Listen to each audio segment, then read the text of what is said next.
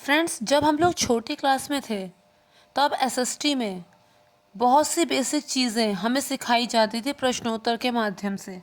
उसमें से एक प्रश्न ये भी था कि हम पूजा क्यों करते हैं। तो उसका जो आंसर था वो ये था, मन की शांति के लिए। उस समय भले इस जवाब से हमें कोई सरोकार ना हो, बल्कि उस समय क्यों बड़े होने पर भी भले हमें उस बात से सरोकार ना हो, इस बात से हम एग्री ना करते हो, क्योंकि कुछ भी हम पूजा करते थे बड़े होने के बाद तो हमारी कुछ ना कुछ इच्छा होती थी ना, ऐसा हो जाए तो, ऐसा हो जाए तो।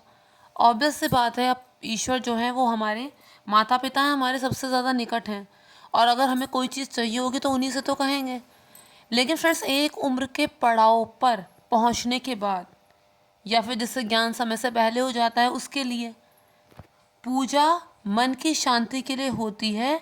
ये एक पूरी तरह से सच्ची बात है, इस बात पर हमें यकीन हो जाता है। पीस ऑफ माइंड ही सबसे बड़ी लग्जरी है। एक इंसान को सब चीज़ें चाहिए, लेकिन साथ में उसे पीस ऑफ माइंड भी चाहिए।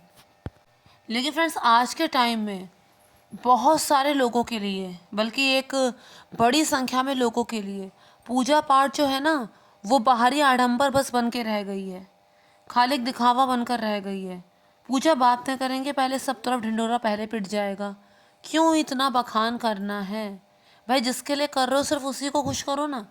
तो देवउठनी एकादशी की जो कथा है वो इसी पर बेस्ड है। मैं आपको बहुत ही शॉर्टकट में बताऊंगी, तो चलिए अब हम टू द पॉइंट आते हैं। फ्रेंड्स, एक बार की बात है, एक राजा था, उसके राज्य में सब लोग धर्मपरायण थे।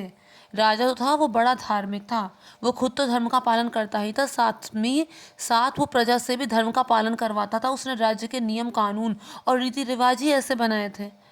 अब उसका एक कानून ये था कि उसके राज्य में जब भी एकादशी हो तो प्रजा का हर एक व्यक्ति व्रत रखेगा, फलाहार करेगा, उस दिन कोई अन्न नहीं खाएगा। ऐसा राजा का नियम था। अब एक इंसान जो दूसरे राज्य का था, वो उसके राज्य में आ गया नौकरी पाने। राजा ने उसके सामने शर्त रखी कि तुम ज़रूरतमंद हो, हम नौकरी तो तुम्हें ज़रूर देंगे, लेकिन तुम्हें भी इस नियम का पालन करना होगा। मरता क्या ना करता, उसने उस समय बात मान ली कि हाँ ठीक है, मैं इस नियम का भली प्रकार से पालन करूँगा। अब कहने और करने में फ़र्क था।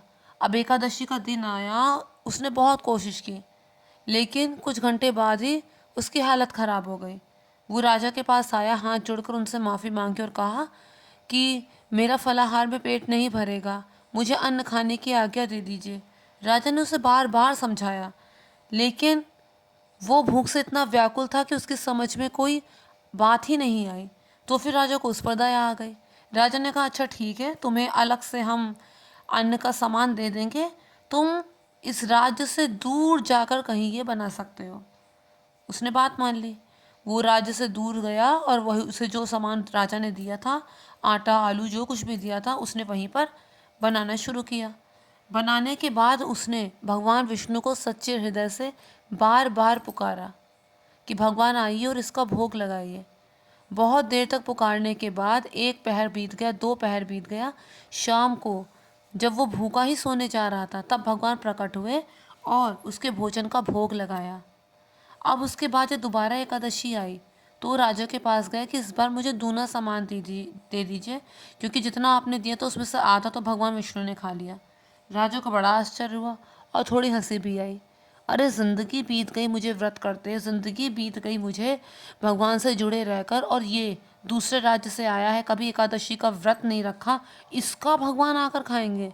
लेकिन राजा थोड़ा समझदार था, साफ बात नहीं कही, सामान दे दिया और उसके बाद उसका पीछा किया कि मैं भी देखता हूँ इसके भगवान कैसे खाते हैं। और पेड़ के पीछे वो छिपकर देखने लगे। अब वो भगवान को पुकारता गया, पूरा दिन बीतता रहा, लेकिन भगवान नहीं आए। अब जब अंधेरा होने वाला था, तब उसने भगवान से कहा कि अगर अभी तुम आके भोग नहीं लगाओगे, अभी तुम आके भोजन नहीं करोगे, तो मैं अपने प्राण त्याग दूंगा। पूरा दिन भगवान को रटते रटते उसने बिता दिया और अपने प्राण त्यागने जा रहा था। तभी अचानक से भगवान प्रकट हुए। राजा भी छिपके सब कुछ देख रहा था। भगवान ने उसके साथ भोजन भी किया और उसके बाद उसे अपने विमान में बैठाकर वैकुंठ ले गए। राजा की आंखें फटी की फटी रह गई। उस दिन उसे समझ में आया कि जो बाहरी आडंबर होता है ना, भगवान इससे नहीं रीझते। भगवान रीति रिवाज और नियम कानून से भी नहीं रीझते। भगवान अगर रीझते हैं तो सच्ची श्रद्धा से, निश्छलता से, निष्कपट होने से और ईश्वर के प्रति सच्चा प्रेम रखने से, ईश्वर के प्रति एक निष्ठ होने से। भगवान दिखावे को नहीं मानते। जिसका हृदय निर्मल होगा भगवान उसी को दिखाई देंगे।